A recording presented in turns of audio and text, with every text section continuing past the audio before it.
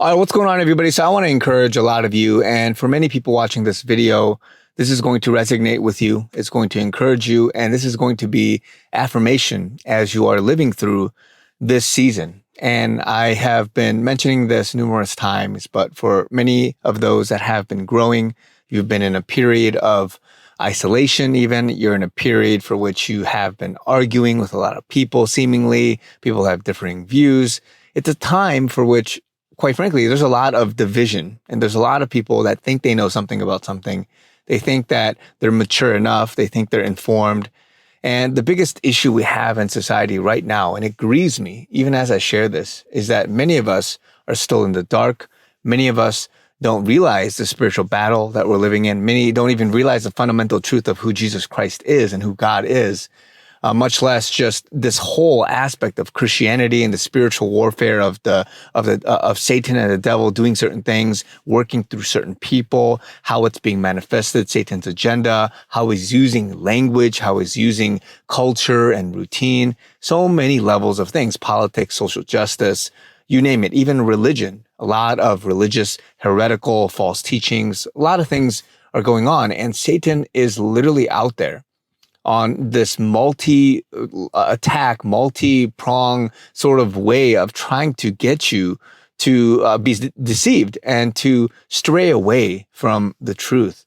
And so I've been saying this before, but for many of you that are awake to some degree, whether it's just the basics, whether it's some deeper level of theology, whether it's just how God is working, moving in your life, whether it's your perception of reality, whether it's just an understanding of how to view certain people, certain movements and trends with a level of grace and openness to see, man, is there something deeper than what people are saying? And it's more than just an appeal to authority. Just because a doctor says this, just because the CDC says this, just because government says this, just because a person with authority or seeming authority says something, or your favorite pastor says this, your favorite family member says this, the majority say it, the crowd says it, whatever it is, for many of you, you're sitting there and you feel in your spirit, there's something off.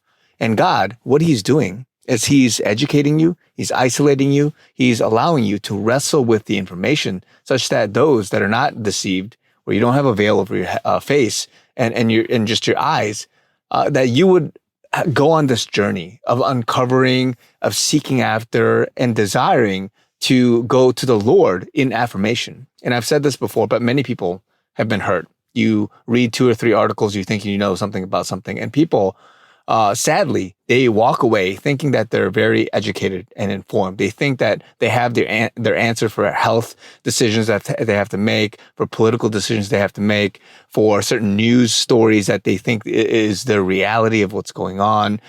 People don't read laws and orders and executive decisions and just many things of trying to perceive what's really going on. And as much as churches have their own doctrine, you have many people saying certain things and it just sounds good. You feel like a lot of people are just going with the flow, and you think that's okay. But for those that have grown deeper, you realize that you have to wrestle with the issue, and you have to go to the Lord and to get affirmation from the Lord. And for those people that have done that, you have successfully passed the test. And yeah, it's still a battle. You still have to work through it. It's not like when you get up to go to work every day, it just it gets easier and it's just like smooth sailing. There's some tougher days, there are rougher days, there are easier days. You still have to wrestle with an ongoing fact of adding to and compounding your level of knowledge and understanding and wisdom, and trying to continue to grow until you add to it. And so I'm saying all this because for many of you that are in this position, you feel like people are calling you a whack, right, or ultra conservative, a radical this, whatever name people want to associate you with. And again, there's different meanings behind all these names. You could literally be called a conservative Christian, and that's a bad stigma. What I'm saying is that for many of you, to each your own, you're at a level, you're at a point, whether it's just loving Jesus and desiring to seek after prophetic gifts or some spiritual gift or some kind of way that you know God has been speaking to you about, and other people call you crazy. They think it's the wrong theology. It's the wrong viewpoint. That's not how you got to do it. That's not the way the church does it. That's not the way blah, blah, blah does it. But you, because you desire to be rooted, you are gaining knowledge and wisdom, and you're on this journey for which God is continuing to reward you. He's continuing to allow you to see things. You're inquisitive, your desire to affirm and make sure that you have the right truth, that you do not want to be deceived. You don't want the shortcut to an answer, to an outcome, whatever it is. And he is rewarding you because of this. And for you, I've been saying before, it's a prophetic season for which he will open more doors for you. You're going to elevate in revelation and wisdom and understanding. And for other people, it's so sad to me because yes, for some, they're, it's naive, it's ignorance, whatever it is. They have to go through their own process and their own journey. For other people, they want the shortcut. There's a lot of pride. There's a lot of just preconceived notions and judgments that they're latching onto. There's all these fallacies that they're leaning towards. An appeal to authority, as I mentioned, is a common one. You try to get affirmation by reaching out to a few people, and then you make a conclusion. There's so many people that are led astray that way, and sadly, they think they're smart and their IQ is high and they got this, but they're deceived. So much so that even people, I saw a video the other day thinking this seeming Christian, thinking that Jesus had preached that transgender people exist and that it was okay, and twisting scriptures to desire her viewpoint. And a lot of people are putting on their own biases and their own viewpoints, trying to interpret scripture and the world and various things, not knowing that they're being utterly deceived. And so for those of you that have been passing this test, those of you that have desired to affirm things by going to the Lord first and trying to develop and grow that muscle of discernment, trying to grow this muscle of testing the spirit. You have to test every spirit. You have to test anything that people say. You have to go back to the Lord and desire that the Holy Spirit speaks through you. And for those people, because you were so confused, you were told different stories, different ways to view certain things. And because you were so confused, and for many people, it actually hurt you. Whatever event had happened, it hurt you to the degree that you literally, all you can do is get on your knees and ask the Lord for validation and for discernment. And he's allowing you to go through this process such that you will grow, you will elevate to that next level. And then you will see things that you cannot fathom that you could have ever realized and that other people have written off. And so I don't say this to profane any, minister or pastor or some authority, some government group. You literally know that as you've broken out of this cultural war, this matrix, if you will, this the ways of the world and appealing to the world, you've broken out of that, and you've literally started seeing that there's more to this. That you want to desire to get to know the truth and to get to know the Lord even more so than what you know now.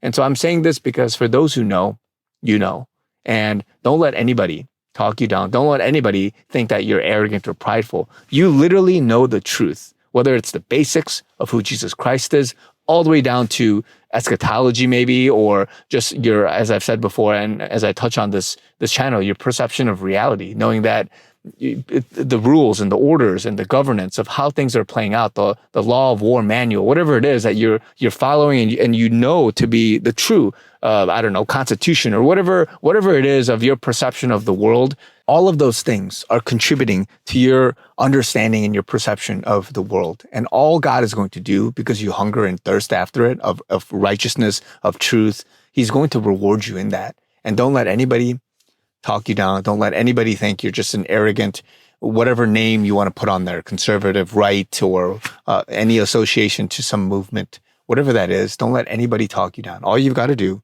is keep your head high, keep praying, leaning into him. He's growing you. He's allowing you to wrestle through with everything as you're trying to figure out the world and how you've been lied to in many regards, many industries, in education, health, governance, of your history, of whatever that topic is. And if you know, he's allowing you to go through this for a reason, because it's the great awakening. It is the greatest movement of breaking out of this mold, mass psychosis, or just whatever those psychological terms are that are being used to describe the people that are asleep, that are not awake, that don't know the truth. They can't discern their left from the right. They don't know who God is. They're utterly depraved of the spirit. They're utterly distracted. They're lukewarm. They're divided. Whatever, even if you want to bring the Revelations 3 and Revelations 2 churches in here, it's literally people that are manifesting what the Bible has already prophesied in this end time. And so because you have grown out of this, because you have been learning from it, you desire more and you will get more.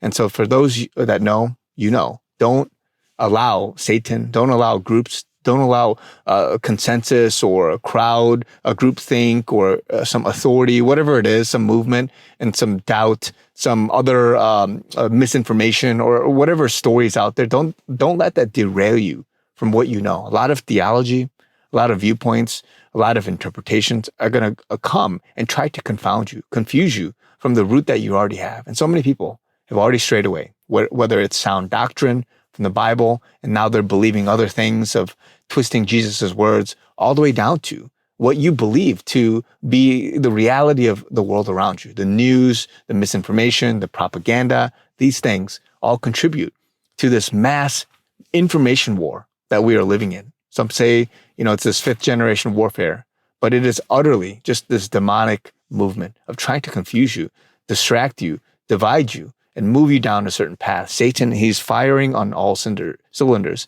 And because you are able to fight this, congrats to you. But you have a job. You have a responsibility. There's more to be done. There's more information, more prayer, more action that needs to be taken. And continue going. Don't let Satan sway you in other directions. Yes, you still have to work on yourself. Your pride, maybe your character, these things, you're making mistakes. You got to get over these little humps. That's okay. It's all a process of progression and sanctification. But I'm saying don't let Satan, don't let this war keep you down in morality, emotionally, spiritually. Continue going. And for those of you that know, you know. So God bless you guys. Love you guys. Talk to you guys very soon.